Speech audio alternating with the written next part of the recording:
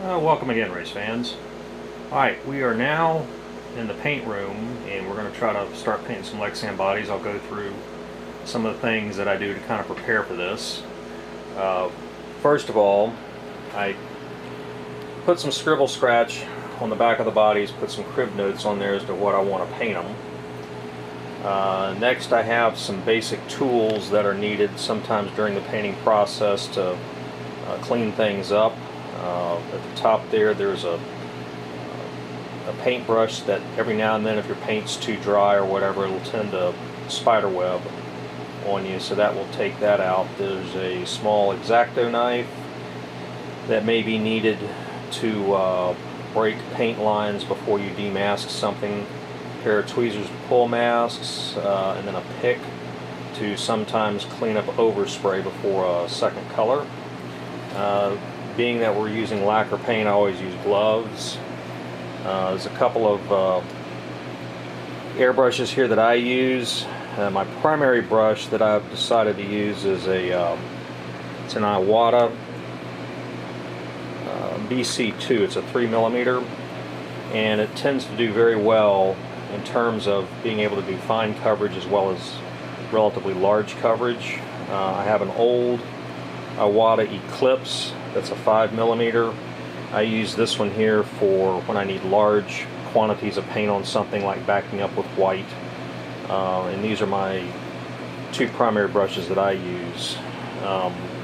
This brush up here is a Peak Bare Air X5. I've had it for a number of years, and it was a really good brush.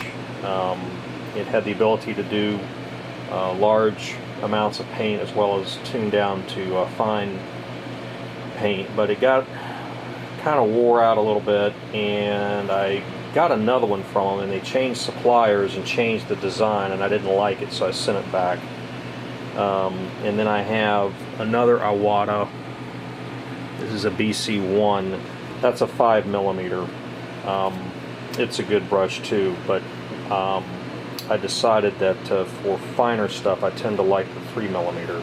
That lets you do a little finer detail around edges of stuff, and it's not so fine like a 2mm that you can't get enough paint out. Keep my paints in these totes here, and then we have a small compressor and there's adjustable air pressure. Alright, we're going to start. What you hear in the background, I actually have a vent hood that vents all of the fumes out of the room, so I don't have to wear a respirator. I'd recommend that you make sure that your situation is safe. If you don't have proper ventilation, then you got to use a respirator, so if you're going to use lacquer paints and lacquer thinners. But with my setup, it's kind of like a little small paint booth where all the fumes are evacuated out, and there doesn't seem to be any ill effects. We're going to start by spraying an adhesion agent on all the bodies. It helps with lacquer paint to stick to plastic.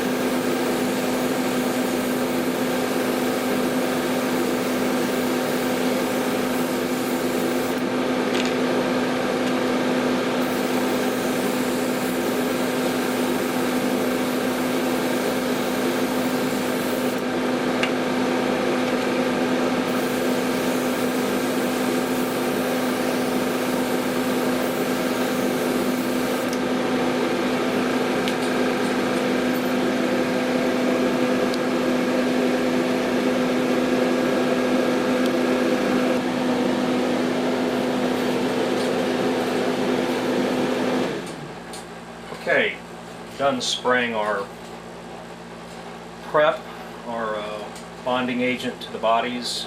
It flashes off pretty quick. There's no real set drying time in my opinion. So we're going to start on the Porsche cars and paint them blue.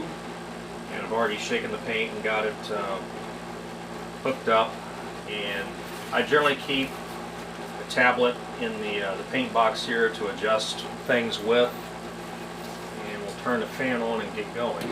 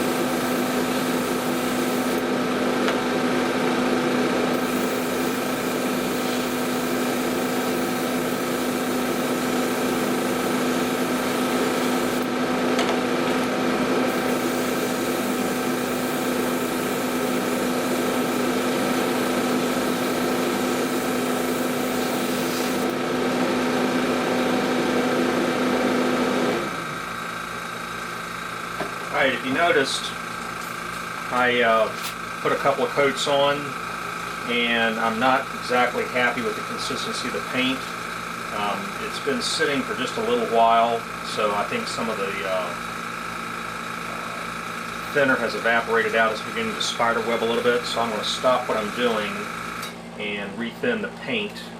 And I may change over to the larger needle gun and get a little more coverage on it. That may help keep it from drying, so I'm going to make those adjustments. Alright, let's see if the change makes a difference.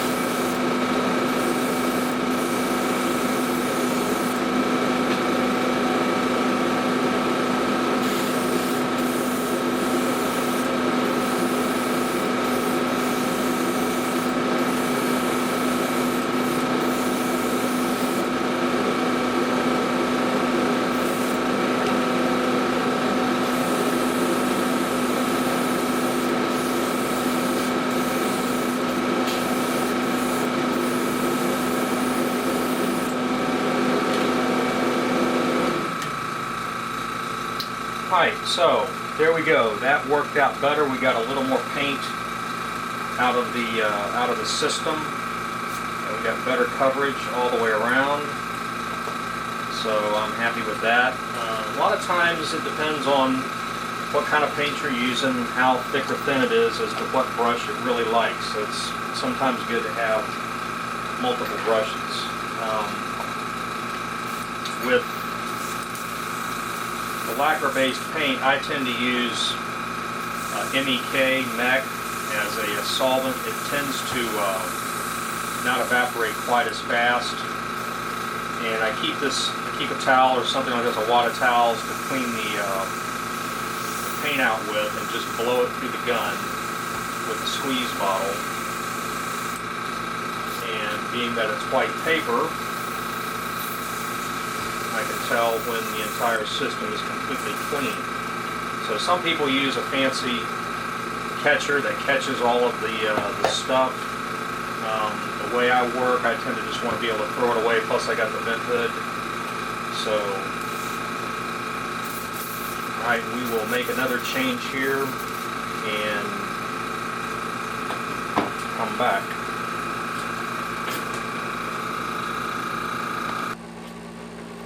Okay, we're set up for our next operation, and I try to get things organized in the way that the work's going to flow. In this particular instance, we have two bodies that are going to be lime backed up with yellow, orange backed up with yellow, pink, and we're going to fog around this particular body here, I think, with pink, and then blow in some yellow, and that will create a pink to orange fade.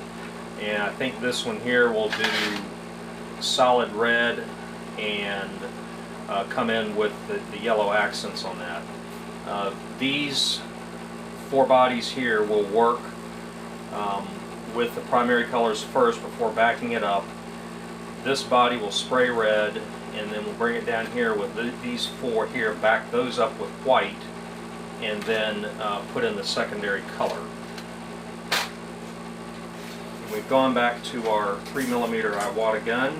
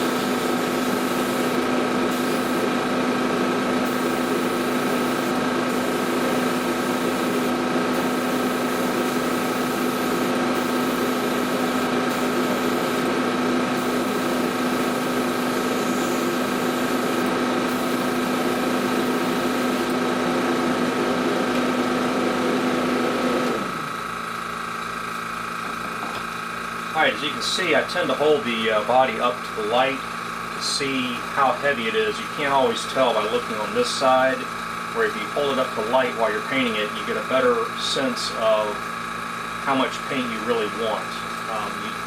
To get some good fades, you just don't want a lot of paint. Less is better. And I learned that from one of the best painters in the business that's now passed on, Bruce B. A lot of what I know to him. He was very gracious to share a lot of his knowledge. And his saying always was, less is more. So if you look at the outside and decide it looks right, generally you have too much paint, because if it's not backed up with white, you can't really effectively tell how heavy something is. So my technique is I'll hold it up to the light and kind of tend to look and see what's going on. Now we'll run down the rest of these and then come back and put in the yellow.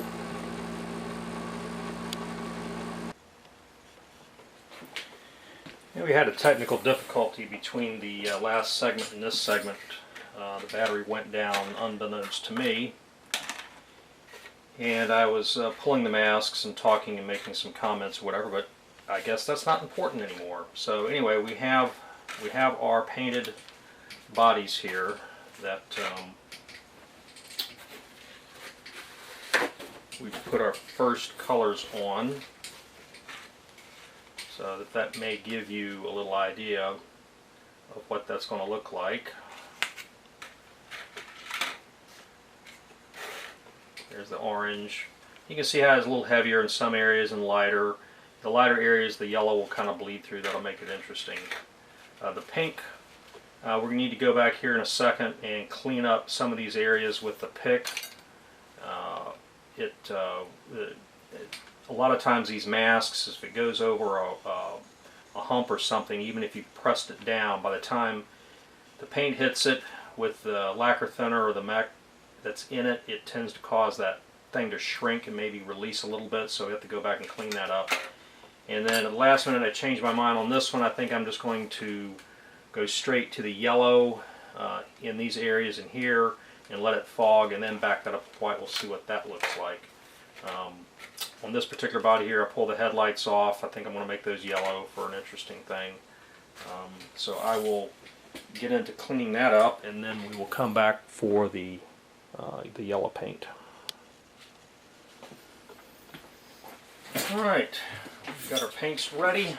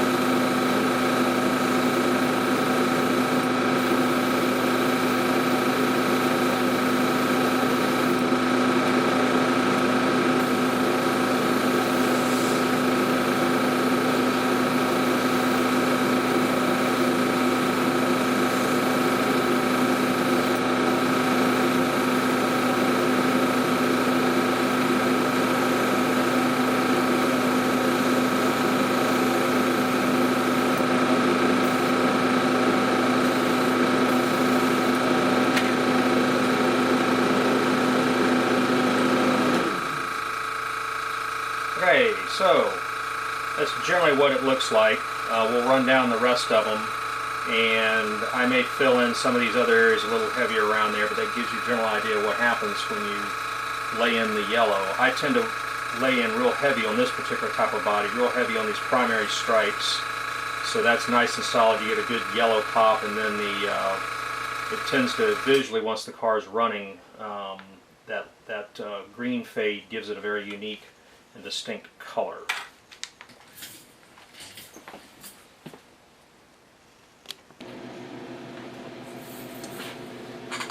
Right, we've got all those laid in, and we'll take a look at them.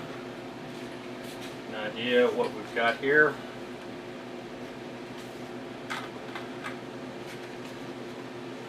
So that'll be kind of interesting, and that's the entire body painted in with the yellow, and you can see where the orange is not real heavy. We get a nice light fade in there. It gives us some interesting character. The red body, same way. We'll back that up with white.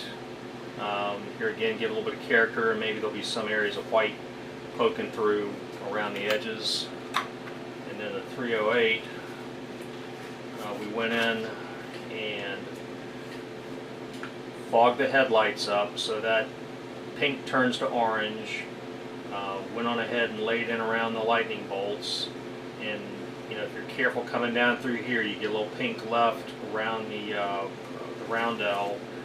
You don't do anything on the sides. I went ahead and fogged around the wheel well to give it a lot of straight yellow, and then on the back I fogged here in the back with yellow, so that'll come up in here and give a little yellow line up in here, but then when the white comes in, it'll kind of tend to mix and not be as radical of a change. So what we'll do next is pull off the roundels on all of those, which is a process in and of itself. You better be good with your eyes and your tweezers, or you will gouge the paint and you'll have to do some repair work. So we'll go down the line, we'll do all that, and then we will switch to white and back everything up.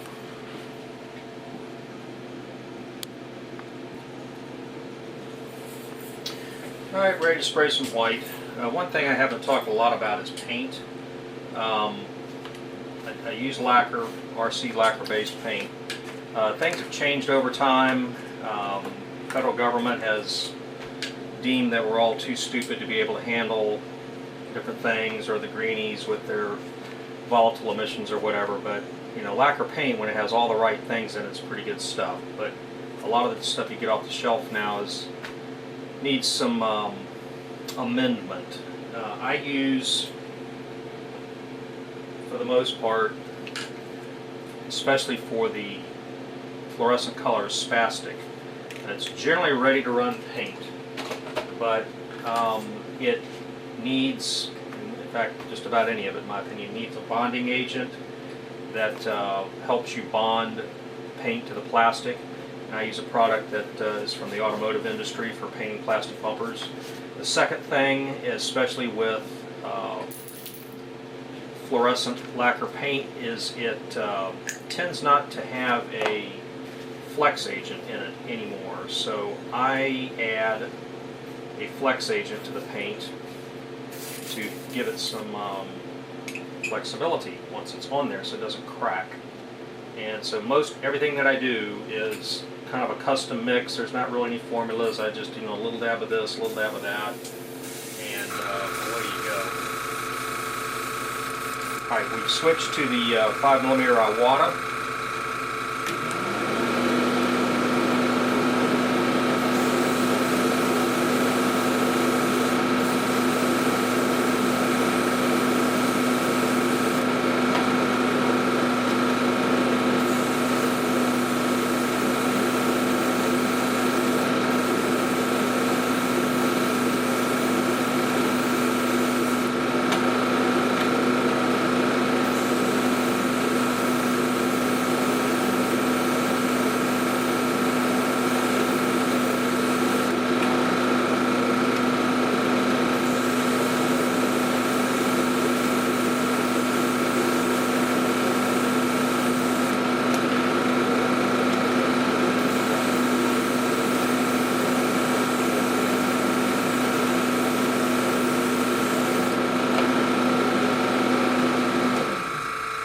Alright, that's the first coat.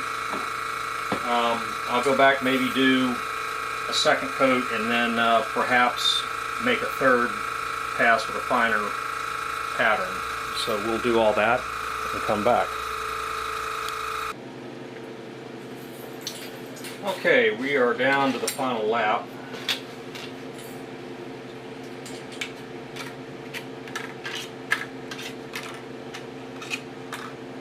So you can see how bright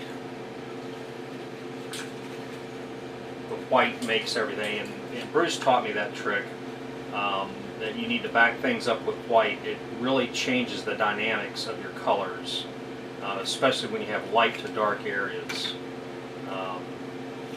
This one here, you can see the pink around the side roundel is still bright. You get a little bit of yellow-orange around the wheel well, some yellow to orange fading in the back, little hints of pink up front. But, you know, it's an interesting paint job. It's not, in my opinion, dull. This one here, heavy reds in some areas and lighter reds at the top here. Again, it gives it a little dimension. The 917s what we didn't cover exactly. I did spray the inside lightly with white just to keep the orange from bleeding through on any areas of the blue that weren't covered real well. We pulled those masks, then painted orange, then pulled the roundels and backed it up with white. Now at this stage here, white generally is a fairly good paint in terms of adhesion and flexibility.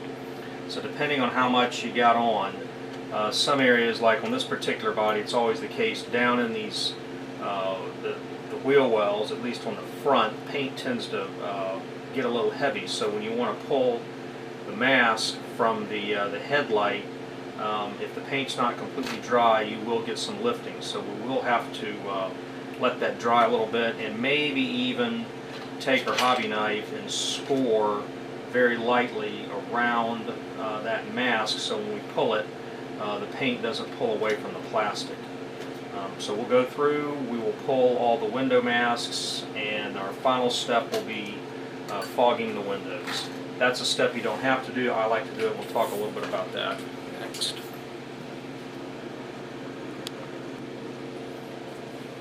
Okay, final step. I tried a couple of different pre-mixed window fogging mixtures or whatever. Never really liked any of them, and I decided that a mixture of spastic mirror chrome, about maybe 9 parts of that, and then 1 part of another paint. In this particular instance, it's actually Pack for Candy Purple, and I think it makes an interesting window fog.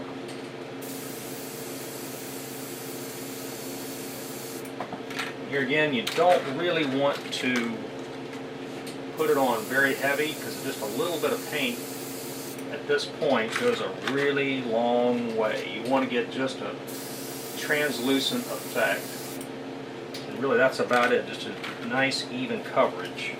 And the purple, when there's no light behind it, tends to look dark, so you get a dark effect.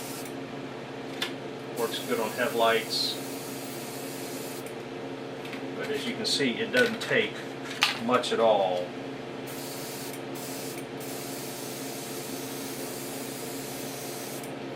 To get the effect you want.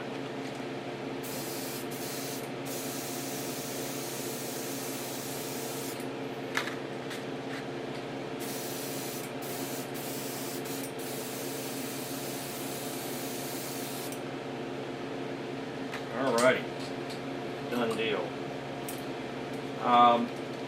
I'm not going to get into how to run an airbrush or anything like that. There's no lack of videos on eBay by numerous people that have far more experience than I at running airbrushes, so you can find those and look at those. But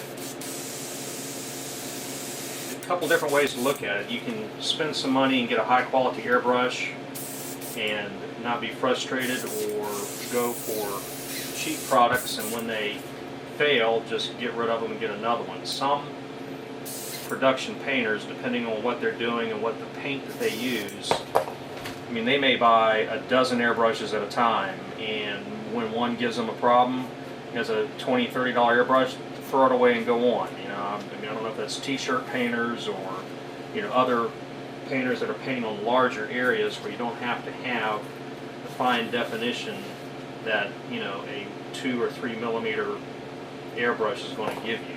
So you have to look at all of it, take it all in, decide what your situation is and what best works for you, and you know, you use these rules of thumb to come up with something that's simple and easy for you.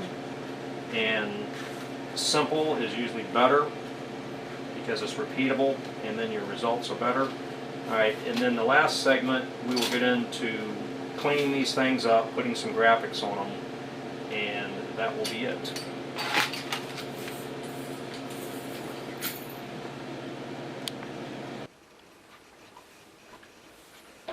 Okay, so back in the bat cave, and if anybody's ever been here, they know that's not far from the truth. It's tight quarters in here. Anyway, next thing to do so you can work on these a little better is to trim off the excess flash. And I just go around with all of them with a pair of scissors, like that, fingernail scissors.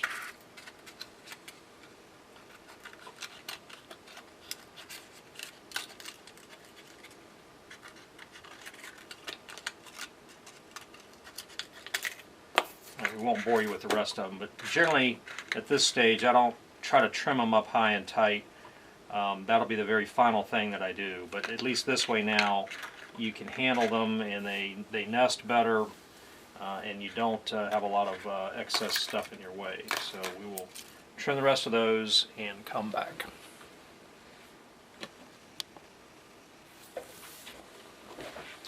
Alright, the next step is to add a little detail. My opinion with HO Lexans is you don't have to have a whole lot because you're dealing with such a small palette.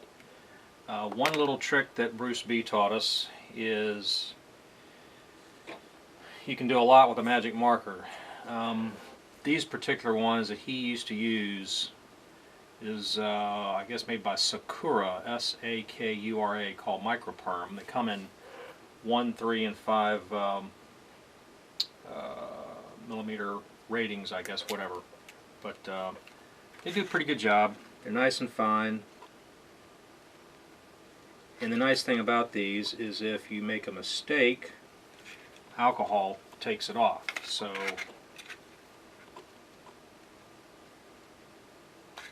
I just go in and hit things like inlets. I don't get into all this stuff trying to go around all the doors and whatever to make all those shadow lines around doors, because most of the time when people do that, your hand, especially once you get older, is not steady enough and it shakes and it's not straight and actually looks worse, I think, than if you just leave it alone. Sometimes things get too clever by half in that, but as you can see, we're just moving through these pretty quick.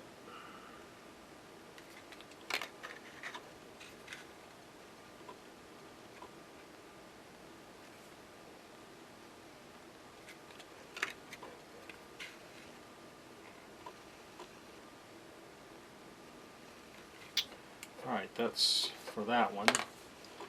Another trick that Bruce taught us is windshield wipers. That adds a lot of dimension to the car. Some suitable straight edge. This is here is just actually a piece of Lexan that I trimmed off the outside of a body and use that as a straight edge.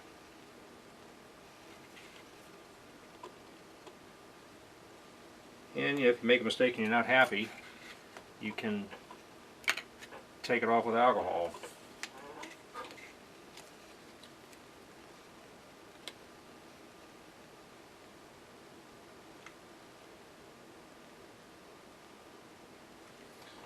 Alright, so we can show you those there. Then you might switch to a larger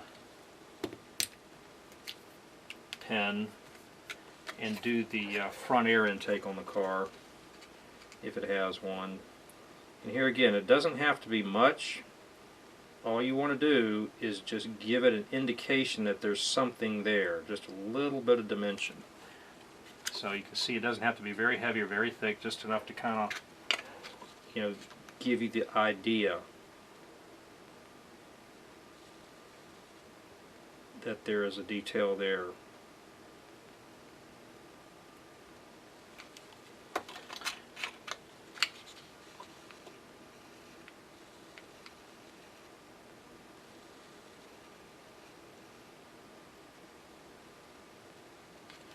Now in the 917, the original cars, they had a fuel filler cap here.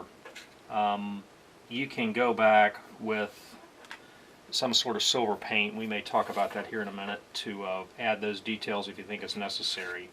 To get the detail of the motor, we're going to have to paint that in I've never been satisfied with trying to do that with a magic marker, and that'll be the next thing that we do. I'll finish these up and then we'll change gears and get the paint out. One of the final steps that I do is put in some paint on some of these areas, and another painter that's out on the west coast shared a tip with me, and it's actually what a lot of the really good 1/24th painters use when they're doing the no decals or harmed sort of paint schemes on the outside of the 1/24th cars. One-shot sign painters paint. It's enamel and it has a rubberizing agent in it. It's very flexible. It works pretty well.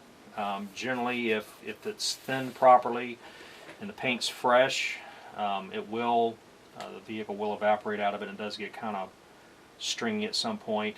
As you can see, the smallest you can get is 4 ounces, so that would last most of us a lifetime. I transfer it into smaller bottles that I can work with. The product does settle after a while, so you have to go in and literally stir it up, and every time you use it, and to get the pigments and everything all reacquainted with each other. But we will get into that. We'll stir those up, and we will start adding some more details. Okay, we've got all the paints stirred up. Some of them haven't been opened in quite a while, so I pulled them all off. Because of the rubberizing agent, they will develop a skin over the top, and pull that off and stir it up with a toothpick or a straightened out paper clip or something like that.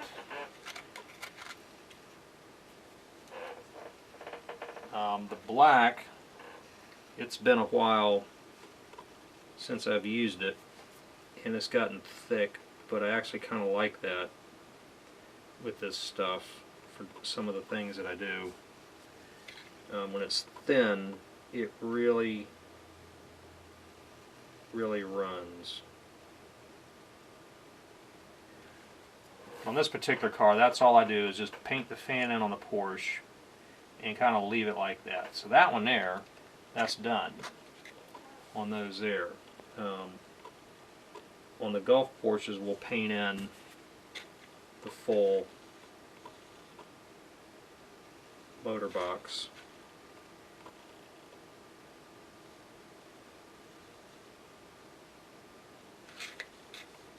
And the nice thing about this paint is it is thinned with mineral spirits.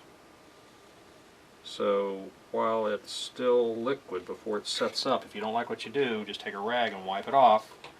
I keep some naphtha around here for different things, for cleaning and whatever, and naphtha will also thin this stuff out and clean it.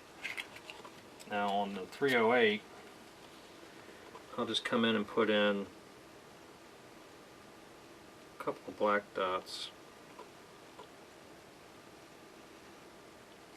on the front, just to indicate, the brake vent ducts, something like that. And we're going to go back and do some more things. We'll finish the rest of these up and then have a final segment on the painting.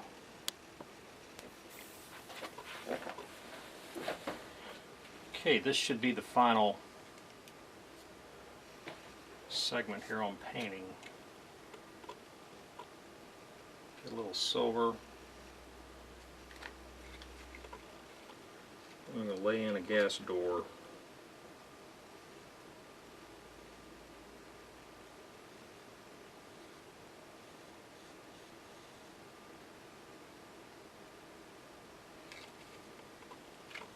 Got that. Let's put one on the Gulf Porsche.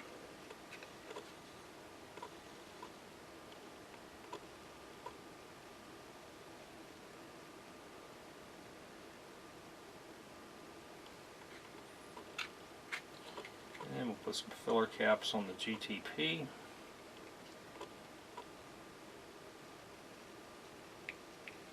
They might have had them on either side, so we'll just put another one over there. Alright, so we'll finish the rest of these off once we're done here. But pretty basic car, nice and clean. And the Porsche, got the filler cap on it, painted the back motor box in, got a windshield wiper, and the final segment, or the third segment of the series here, will deal with some graphics, putting graphics on, and maybe trying to trim and pen one. We'll see where we go.